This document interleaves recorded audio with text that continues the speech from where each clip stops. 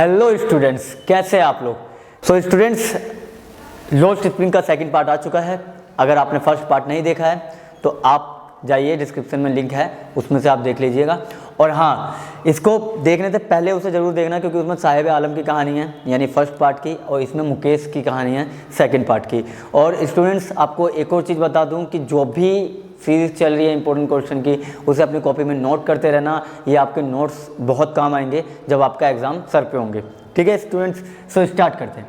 सो first question है, why don't the bangle makers of Firozabad organise themself, यानी कि जो फिरोजाबाद में बैंगल मेकर थे वो अपने आप को कैसे ऑर्गेनाइज करके रह रहे थे। ठीक है, सो फर्स्ट क्वेश्चन ये है। और हाँ, एक और बात बता दूं, अगर आप लोगों को यहाँ पर क्लियर नहीं दिख रही है तो आप एक बार जाके टेलीग्राम ग्रुप में इसकी PDF डाउनलोड कर ले। ठीक है, और फिर उसके बाद पढ़ेंगे तो आसानी से समझ में आएगा। ठीक है, सो स्टार्ट करते हैं। सो आंसर है, the bangle makers are trapped, यानी जो वहाँ बैंगल मेकर्स हैं, अगर हमने देखा था जब वो हमारी अनिल जंग, जो राइटर है अनिल जंग, वो जब जाती है तो हम क्या देखते हैं कि वहाँ पे हर तीसरा घर, हर दूसरा घर किसमें चूड़ी बनाने में इन्वॉल्व है। और जब चूड़ी बनवाने में इन्वॉल्व है, बनाने में इन्वॉल्व है, तो उनके साथ ज़िंदगी ऐसे चल रही है जैसे उनका कर्म वही हो। तो वहाँ पे एक बूढ़ी अम्मा थी, उन्होंने तो ये भी बोल दिया था, इट इज़ आवर कर्मा, ये हमारा क्या है, कर्मा है। सो क्या है, वो ट्रैप्ड हो चुके हैं, यानी उस जाल में फंस चुके हैं, in the vicious circle of middleman. और वो वीसियस मतलब एक बहुत कठिन सा जाल, जटिल जाल में वो मिडल मैन के फंस चुके हैं, जो बिचौलिया होते हैं, एंड पुलिस, और पुलिस के। If they organise a cooperative they will be hold up, beaten and dragged to jail. यानी कि इसका मतलब यह है कि अगर वो ऑर्गेनाइज करते हैं, यानी वो किसी का सहयोग लेते भी है ना, तो भी उनको क्या होगी, प्रॉब्लम फेस करनी पड़ जाएगी। और प्रॉब्लम किस तरह की फेस करनी पड़ जाएगी, उनको क्या होगा, उन्हें पीटा जाएगा, उन्हें जेल में डाला जाएगा, किसके द्वारा, पुलिस के द्वारा, फॉर डूइंग समथिंग इलीगल, जो भी वो गलत कर रहे हैं, यानी इलीगल, यानी कि ऐसा काम जो उनको नहीं करना चाहिए, गैर कानूनी काम, उसके लिए उसे क्या करेंगे, जेल में डाल दिया जाएगा। ठीक है, तो इसके लिए क्या है, वो अपने आप को इसे कर्मा समझ के ही क्या करते हैं, इसको आगे कैरी ऑन कर रहे हैं। ठीक है, तो ये फर्स्ट क्वेश्चन है, उसका ये आंसर है। ठीक है, अब हम सेकंड क्वेश्चन पे चलते हैं। हम सेकंड क्वेश्चन पे आ चुके थे, और सेकंड क्वेश्चन हमारे सामने है, how is Mukesh attitude towards life different from that of his family, यानी कि मुकेश का जो एटीट्यूड है वो उसकी फैमिली से कैसे डिफरेंट है। ठीक है, तो हमने देखा है कि unlike his family, Mukesh insist on being his own master, यानी जो उसके पेरेंट्स जो काम कर रहे हैं, उसके भाई बहन, मतलब सारे जो भी काम कर रहे थे, उन कामों से वो हटकर एक नए काम पे गया था।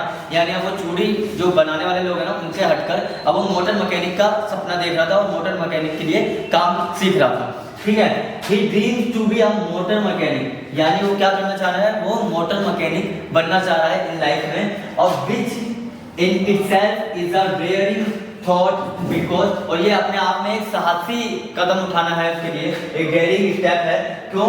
क्योंकि वो जानता है कि उनके फॉरफादर, इनके पेरेंट्स, उनके पापा, दादा, नाना जो भी थे, सब इसी चूड़ी वाली फील्ड में ही थे, चूड़ी बनाने की फील्ड में थे, मगर उसको भी छोड़ के उसने एक नई फील्ड चूज की, तो ये उसके लिए डेयरिंग का काम है। ठीक है, अगला है, he wants to break away from the family work of working, यानी उसने अपने फैमिली के काम को छोड़ दिया है, जो फैमिली काम करती है उस काम को छोड़कर आगे बढ़ चुका है। और क्या लिखा है कि work of making bangles where is his fathers have spent generation working around furnaces, यानी जो उनके पापा, उसके दादा, उसके परदादा, जो परदादा से काम करते हुए चलते हुए आए ना, वो लोग बैंगल मेकिंग में, उन्होंने क्या किया है, उसको हटाकर एक नई फील्ड ज्वाइन की है, एक नया सपना अपना देखा है उसने।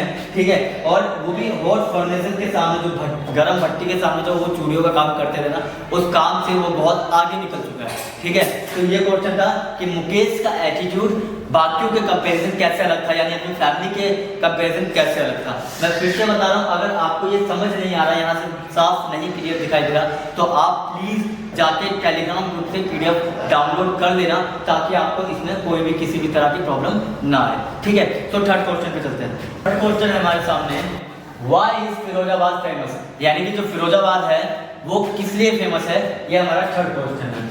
Firozabad is famous for glass bangles, यानी कि फिरोजाबाद में ग्लास बैंगल यानी चूड़ियों का व्यापार होता है। All the families in Firozabad are involve in same profession, और फिरोजाबाद की हर दूसरी तीसरी फैमिली आपको चूड़ियों के कारोबार से रिलेट करती हुई मिल जाएगी। ठीक है, अगला है from here the bangles are exported to all the states, और आपको मैं बताऊं कि फिरोजाबाद से ही भारत के जितने भी स्टेट हैं, जितने भी राज्य हैं, सब में क्या जाते हैं, चूड़ी कहाँ से जाती है, फिरोजाबाद से जाती है। अगर आपके आसपास भी अगर चूड़ियाँ बनाते हैं, चूड़ियाँ हम क्योंकि देखो बचपन में तो लाइक हमारे यहाँ तो खूब बनाई गई है और हमने देखा है, तो उसके डिब्बे पे कवर पे बॉक्स पे लिखा होता है फिरोजाबाद। ठीक है, तो फिरोजाबाद में चूड़ियों का कारोबार होता है इन इंडिया, यानी कि भारत में जितने भी स्टेट है ना, सारे स्टेट में कहाँ से पहुँचते हैं, फिरोजाबाद से ही चूड़ियाँ पहुँचती है। ठीक है, अगला है it is the centre of India glass blowing industry, और ये इंडिया के चूड़ियों का यानी कांच के व्यापार के लिए सबसे ज़्यादा फेमस जगह है फिरोजाबाद। ठीक है, तो फिरोजाबाद फेमस क्यों है, ये क्वेश्चन पूछ सकता है। और ये जो 3 क्वेश्चन मैंने आपको कराए हैं ये मोस्ट रिपीटेड है। और एक और चीज़ बता दूं आपको कि इससे पहले मैंने फर्स्ट पार्ट में कराया था, अब आप दोनों पार्ट को एक साथ देख सकते हैं और ये 6 क्वेश्चन आप रिपीट करते रहिएगा ताकि आपको एग्जाम में किसी तरह की प्रॉब्लम ना आए। हाँ, अब जो कुछ क्वेश्चन बचे हैं, अब कुछ क्वेश्चन आपके जैसे कि सिग्निफिकेंस ऑफ लोस्ट स्प्रिंग का क्या सिग्निफिकेंस होता है, hazardous in glass bangle factories.